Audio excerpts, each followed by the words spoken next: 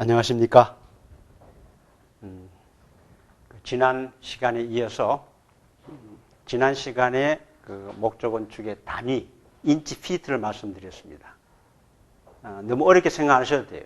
강의를 자꾸 받다가 시간이 지나다 보면 그 인치 피트도 특히 나중에 모형 제작을 하면서 실제 만들 때는 인치 피트의 이해가 굉장히 빨라집니다.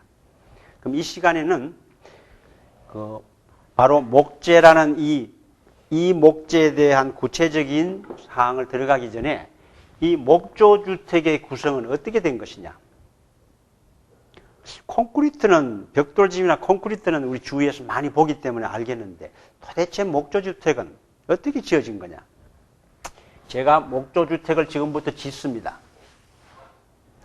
땅이 있는데 땅에다가 땅을 파서 기초를 만듭니다.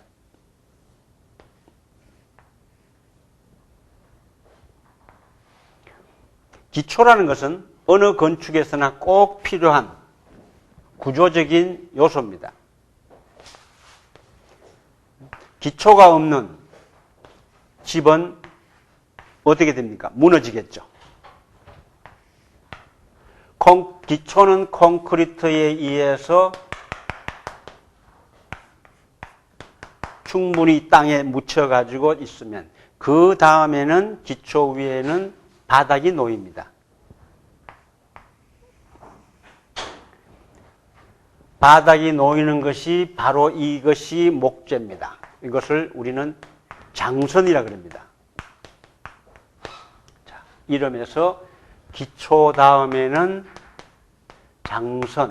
장선에서는 조이스트라 그랬죠. 이제 숙제들 다 하셨어야 돼. 제가 다시 숙제 검토를 해보면 벌써 숙제에서는 용어 해설이 장선이 무엇이다. 우리 고건축의 옛날 시골 집들 가면 마루에 마루 밑창이 있죠.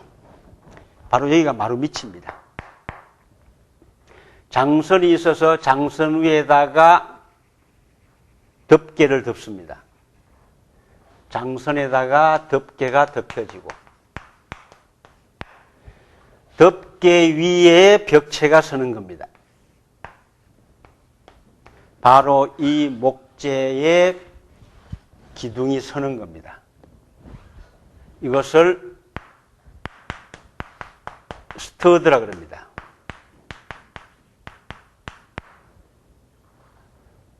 이 스터드라는 말은 초기에서는 우리나라에서 이것을 셋 기둥이라 그랬습니다. 그런데 우리 셋 기둥은 우리 전통 한옥에서 나오는 용어가 실제는 이건 셋 기둥이 아닙니다. 기둥입니다. 기둥이지만 우리 한옥의 큰 기둥하고는 다릅니다. 그래서 그냥 스터드라고 부르고 있습니다.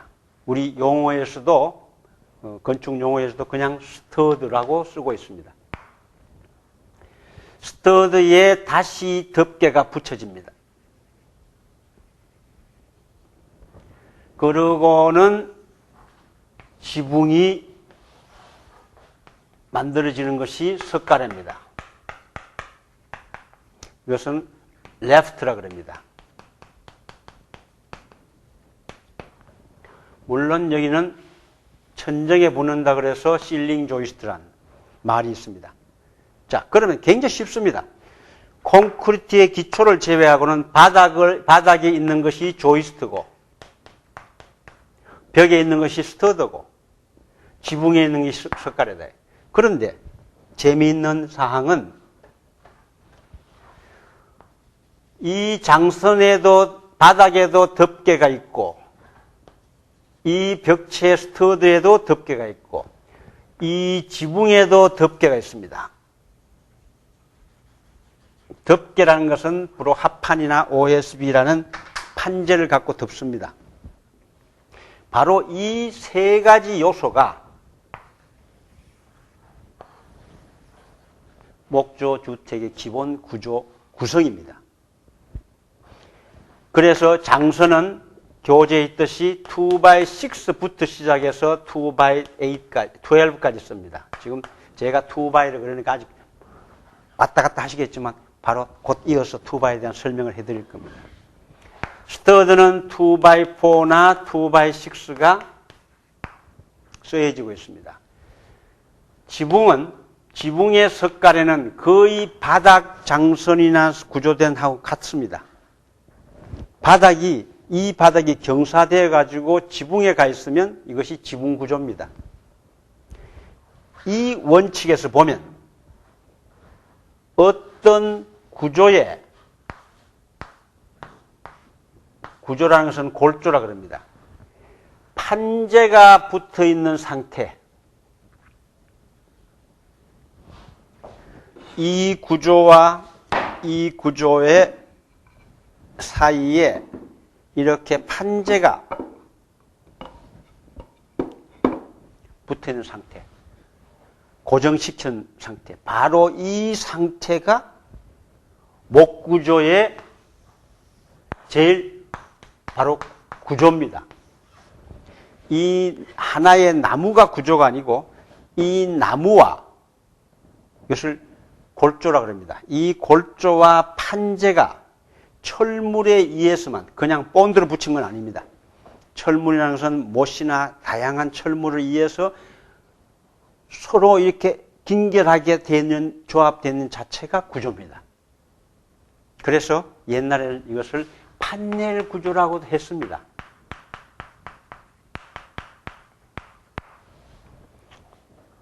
이 세 가지 요소가 바로 이 목조주택이 갖는 구조적인 구성이다. 이 기초는 여러 가지 형태가 있습니다. 교재에는 콘크리트도 있고 목재를 갖고, 도고에 가면 게스트하우스라는 교원 그룹의 건물이 있습니다. 거기는 2층짜리 주택이 16동 정도는 전부 다 나무 파일로 기초를 했습니다. 나무 기초로 한 겁니다. 그래서 여기는 이렇게 물이 들어옵니다. 여기까지. 그러니까 이것을 수상집처럼 다음 기회에 사진을 여러분 보여드리면 느끼실 겁니다. 이것은 목재 기초로 위에다가 목재 집을 지은 겁니다. 물 위에다가. 땅은 물론 여기 있겠지만 물을 넣어가지고 여기에는 지금 갈대가 우거져 있습니다. 충분히 이 나무는 썩는다. 그것은 천천히 우리가 공부를 하게 되면 썩지 않고도 여기서 집이 될 수 있다는 그 재료가 나옵니다. 그래서 목조주택의 제일 기본은 이렇게 조이스트와 스터드와 래프트에 의해서 하나의 세 가지 구성 요소가 이루어진 것이다. 그런데 때로는 이 장선이 철골로도 바뀌고 여기에 필요한 부분이 철골이나 다른 구조로 바뀌는 경우도 가끔 있습니다. 그래서 이거는 물론 하이브리드라는 구조는 아니지만 일종의 그런 복합 구조도 충분히 이용되고 있습니다. 그러면 이 목조주택의 장점은 뭐냐? 바로 여러분들은 그 장점을 잘 아셔야 돼. 목조주택에 사실 분이나 목조주택을 이해하실 분이나 목조주택을 갖고 사업을 하실 분들도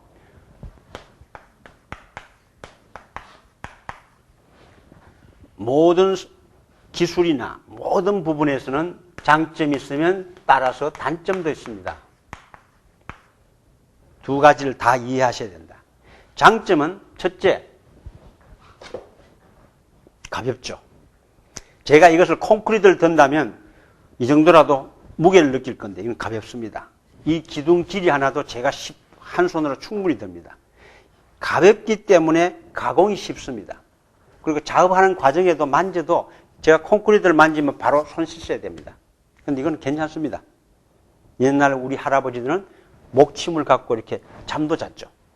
그럴 만큼 하고 또 이 가볍다는 것은 그것이 비중이 낮다는 얘기입니다. 비중이라는 말씀은 나중에 다시 드리겠지만 비중이 낮은 비에 비해서는 강도가 굉장히 세다. 그리고 열 전도율이 열에 전도하는 부분이 이 목재에서만 부분이라도 콘크리트나 철인에 비해서는 굉장히 열 전도율이 낮습니다. 그리고 또 더 중요한 것은 결, 참 아름답습니다. 이것이 물론 구조재에서 들어가기 때문에 보이지 않을지라도 나중에 이것이 마감재에 쓰여질 때는 목재의 그 아름다움을 같이 여러분들 가구에서 많이 보시죠. 이런 가구의 모든 무늬 결이 바로 그 아름다움을 표시해 주는 겁니다. 그리고 이게 목재는 주위의 여러 가지 화학 성분에 비해서는 성질이 굉장히 강한 편입니다. 다른 어떤 건축 재료에 비해서. 제가 다 장점만 말씀드렸지만 물론 목재가 우리 친환경 건강주택 속에서 들어가는 요소 중에 하나가 목재가 갖고 있는 성분에서 다른 재료가 갖고 있는 성분 차이에서 건강주택의 재료로서 장점이 있지만 또한 단점은 뭐 쉽게 얘기하면 불에 잘 탄다. 내화성이 약하다. 그리고 물에도 약하다. 물론 변형도 잘한다.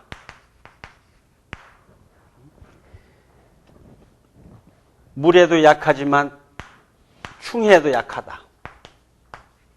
이런 주로 약한 부분들이 물이나 충해나 불에 그래서 이 목조 주택은 이런 부분을 위해서 많이 보완을 해오고 있습니다.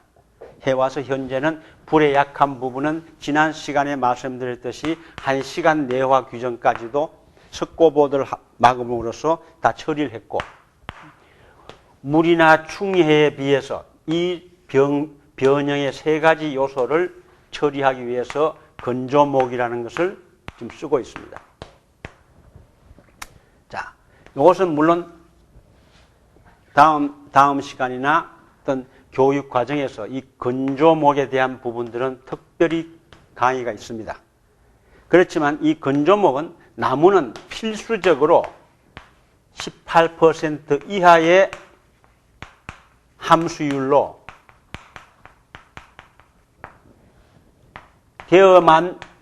되어야만 구조로 쓸 수 있습니다. 우리 건축 법령에도 그렇게 이제 표기가 되어 있습니다. 산에서 나무 젖은 나무, 습기가 꽉 있는 나무, 물기가 있는 나무는 구조에서는 못 씁니다. 왜? 나무가 마르지 않으면 바로 이렇게 변형도 생기고 충해도 생기고 이런 부분은 다음에 해드리고 지금부터는 이 목조 주택에서 쓰여지는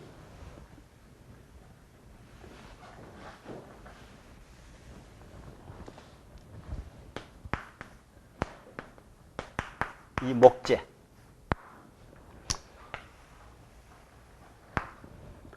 바로 이 목재에 대한 설명을 해드리겠습니다. 여러분들 보시다시피 이 목재가 이상하게 거의 비슷하게 생겼어. 잘 보세요. 높이만 달라지지 두께는 똑같습니다. 결국 두께는 똑같은데 폭이 달라. 이 나무들을 규격재라 그런다. 디멘전 남바라 그래서 규격재다. 목재는 주택에서는 목재는 규격재, 가장 많이 쓰이는 규격재가 있고 또 하나는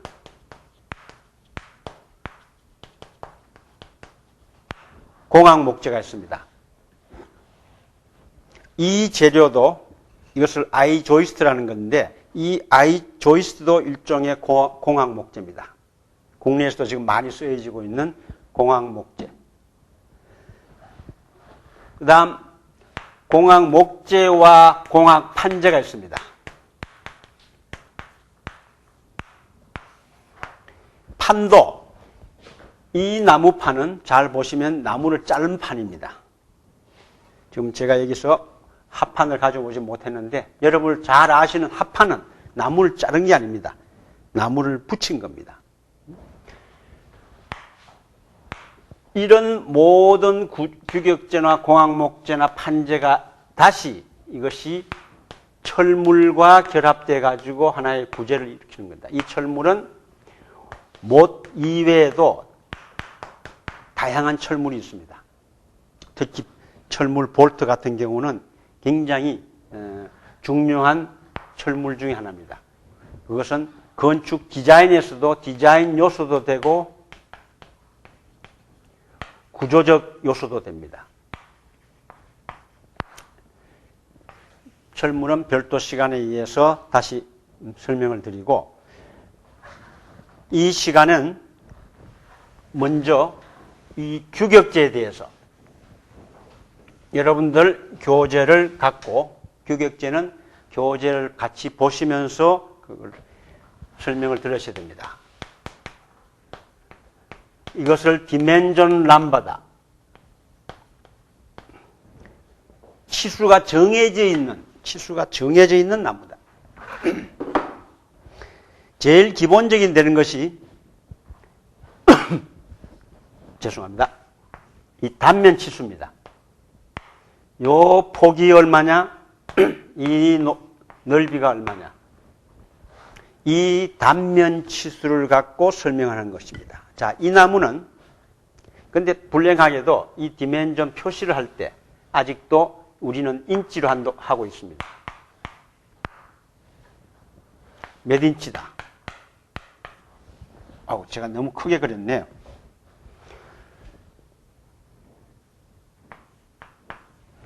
딱 맞습니다. 이 나무는 현재 이것이 2x4라고 일컫습니다. 우리가 부르기를 2x4. 그 교재에 보면 이것을 공치수라 그랬죠. 공칭치수다. 2인치에 4인치면 1인치가 2.5cm쯤 된다면 2x4는 50mm고 40mm면 100mm입니다. 우리가 공칭을 할 때는 50x100이라 그럽니다. 이것을 바이라 그럽니다. 바이는 곱하기입니다. 2x4. 공칭 치수가 2x4다. 그 이외에 이것은 2x6다. 그 위에 있는 것은 2x8이다. 다음 2x10이다. 2x12다. 1x4다. 1x6다. 이런 다양한 기본적인 규격제를 갖고, 이 이유는 주문 생산이 아닌 기성품입니다. 우리는 여기서 이 기성품을 선택해서 집을 짓고 설계를 하는 겁니다. 제가 이 노트북을 주문을 하지 않고 노트북의 사양에 따라서 기성품을 내가 선택해서 쓰듯이 이 목재도 기성품, 이 규격제를 갖다가 쓰는 거다. 그러면 왜 이 공치수가 있고 공치수 다음에 실제 치수, actual dimension이라는 이 실제 치수는 이것을 재보면 38밖에 안 됩니다. 미리가. 3cm 8mm예요. 높이는 89밖에 안 돼. 89, 8cm 9mm. 인치로 따지면 1과 2분의 1인치에 3과 2분의 1인치다. 바로 이것이 실제 치수입니다. 팔기는 2x4라고 팔았는데 집에 가서 재보니까 저렇다. 초기에 우리나라에서는 이런 에피소드가 좀 있습니다. 사기당했다. 건수를 속여 샀다. 그래서 이해를 하시면 그래서 그렇구나. 이 공칭치수는 어디서 나왔느냐? 공칭치수는 바로 산에서 나온 자른 나무에서 1차적으로 제재를 했을 때 크죠. 바로 이 나무입니다. 벌채를 해서 원목에서 바로 뽑은 것이 공칭치수입니다. 이것은 실제도 2인치고 4인치였습니다. 그런데 이 산에서 자른 이 원목에는 많은 수분이 있습니다. 그것을 지난 시간에 말씀드렸죠. 함수라고 그랬죠. 약 70%의 함수를 갖고 있습니다. 어떤 나무는 60%, 어떤 나무는 한 70, 80%까지도 있어요. 이 함수의 나무가 물에 거의 젖어 있다시피, 젖은 건 아니에요. 물에 수분이 확 포함되어 있는 나무를 이것을 건조를 시킵니다. 건조하는 과정에서 줄었습니다. 왜 주느냐? 여러분들 이렇게 좋은 감 있죠? 이 정도 큰 감인데 어느 날 가니까 이렇게 해서 이런 거 팔어. 이게 뭡니까? 꽃감이죠. 건조하게 되면서 준 겁니다. 바로 이 나무가 건조되면서 줄고, 또 하나는 이 제재 과정에서는 여기가 굉장히 거칩니다. 손을 만지면 가시가 있는 거친 과정인데 이것을 건조 후에 대패를 합니다. 그래서 나온 것이 바로 1과 2분의 1인치와 3과 2분의 1인치라는 실제 치수가 나옵니다. 여러분들 갖고 계시는 그 교재, 그러면 전부 다 2분의 1인치만 주냐? 그렇지는 않습니다. 큰 나무면 큰 나무일수록 4분의 3인치까지 줄어. 2x10부터는, 2x8부터는 4분의 3인치 주는 이유는 나무가 크기 때문에 그만큼 건조가 커진 겁니다. 그래서 최소한 이제부터는 여러분들은 이 규격제에 대한 이해는 충분히 하셔야 돼요. 2x4, 2x6, 2x8, 2x10 이렇게 해서 규격제의 이 크기를 충분히 이해하시고, 이어서 다음 시간에는 이 규격제에 대한 용도와 방법, 이런 것을 설명을 드리겠습니다. 네, 감사합니다.